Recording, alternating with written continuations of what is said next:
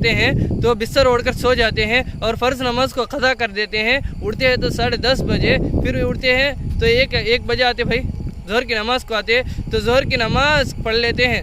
माशाअल्लाह ज़ोहर की नमाज़ पढ़ते हैं, नहीं को बोलना नहीं। तो असल की फ़र्ज़ की नमाज़ को छोड़ देते हैं। तो फ़र्ज़ की नमाज़ इसी चीज़ है जिसको अदा करते हैं तो सारी रात में आधी रात इबादत की जाती है। और उससे साथ के साथ जो भी फ़र्ज़ आई हैं, हाँ देखो फ़र्ज़ की नमाज़, जो फ़र्ज़ की नमाज़ें हैं, फ़र्ज़ हो, असर हो, मगरिब हो, इशा हो, ज़ोहर हो, जो भी नमाज़ें हैं, तो इस 5 वक्त की फ़र्ज़ नमाज़ें पहले रोज़न से पहले नमाज की सवाब ज़्यादा होती है।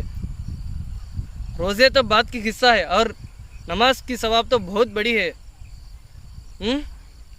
नमाज पहले अदा की जाए और उसके बाद रोज़ा अदा की जाए। रोज़े में भी बहुत से लोगों को मालूम नहीं है कि मकरूहात है, वाजिबात है, शरत है, तो क्या है, ये तरीक़े मालूम नहीं है।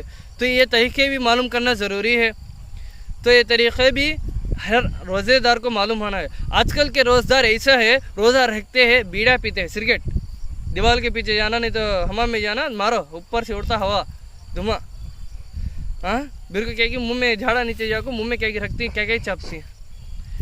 देखो नमाज जिस पर फ़र्ज़ होती है, रोज़ा भी वैसा ही फ़र्ज़ होती है। और नमाज में जिस तरह पाक रहते हैं और इसी तरह रोज़े में पाक रहना ज़रूरी है।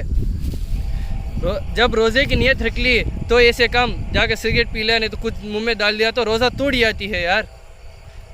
साल भर में एक महीने में आती है जिसके गुनाहों को माफ़ करने की दिन, जिसकी तारीफ़ तो बहुत बड़ी है। देखो रमज़ान शरीफ में एक नेकी 70 नेकियों के बराबर होती है। तो ये चीज़ मामूली चीज़ नहीं है।